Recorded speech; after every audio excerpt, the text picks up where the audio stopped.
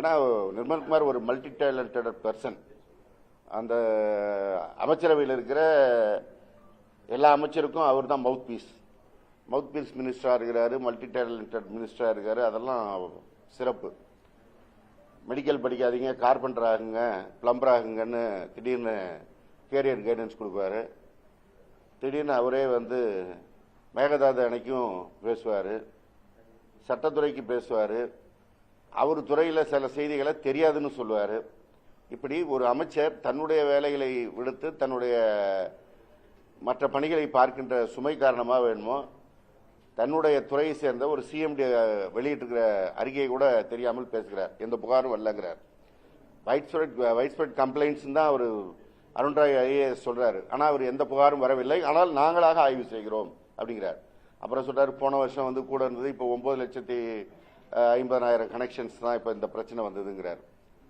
கடந்த காலங்களில் நீங்கள் இதெல்லாம் புகார் சொல்லி தான் இன்றைக்கு ஆட்சி மாற்றம் வந்திருக்கிறது. நீங்கள் சொன்ன மாற்றம் வந்திருக்கிறது. மாற்றம் வந்த பிற்பாடு திருப்பி நாங்கள் அப்போவோட இப்போ கம்மியாக இருக்கிறோம்னா, நீ தப்பே நடக்காதுன்னு சொன்னீங்க, செய்து விட்டு அதுக்கு எங்களுக்கு கம்மியாக இருக்குனார். ரைட். ஆனால் அப்புறம் சொல்றாரு, புகாரே வரவில்லை, ஆனால் நாங்களாக 3.5 லட்சம் கனெக்ஷன்ஸ் ஆய்வு செய்ய சொல்லியிருக்கிறோம் அப்படிங்கிறார். இது என்ன கூத்துது? கம்ப்ளைண்ட்டாக வராதான், இவங்களே பில்லை போடுவாங்களாம், இவங்களே கம்ப்ளைண்ட் வராமல் அதை விசாரிப்பாங்களாம். இந்த சினிமாவில் சொன்ன மாதிரி இவங்களே குண்டு வைப்பாங்களாம், இவங்களே எடுப்பாங்களாங்கிற கதையா ஒரு அளவில்லாமல் போய் கொண்டிருக்கிறார் நிர்மல்குமார் அவர்கள். முதல்ல அவருக்கு நான் வைக்கின்ற வேண்டுகோள், மின்துறை என்பது ஒரு மிகப்பெரிய துறை.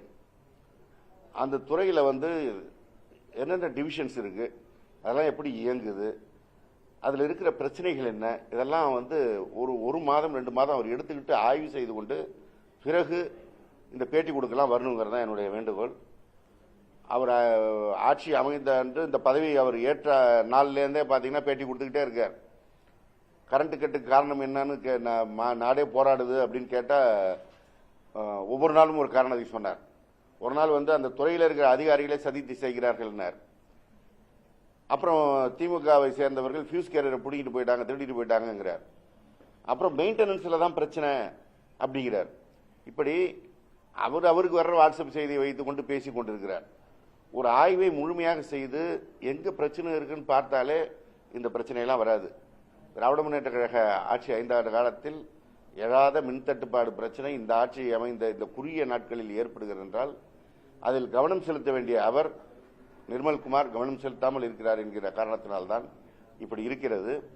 எனவே மற்றவர்களுக்கு அறிவுரை சொல்வது, ஏகடியம் பேசுவது, நக்கல் பேசுவது, நையாண்டி பேசுவதை விட்டு ஆக்கப்பூர்வமாக அவர் செயல்பட்டால் முறையா இருக்கும்.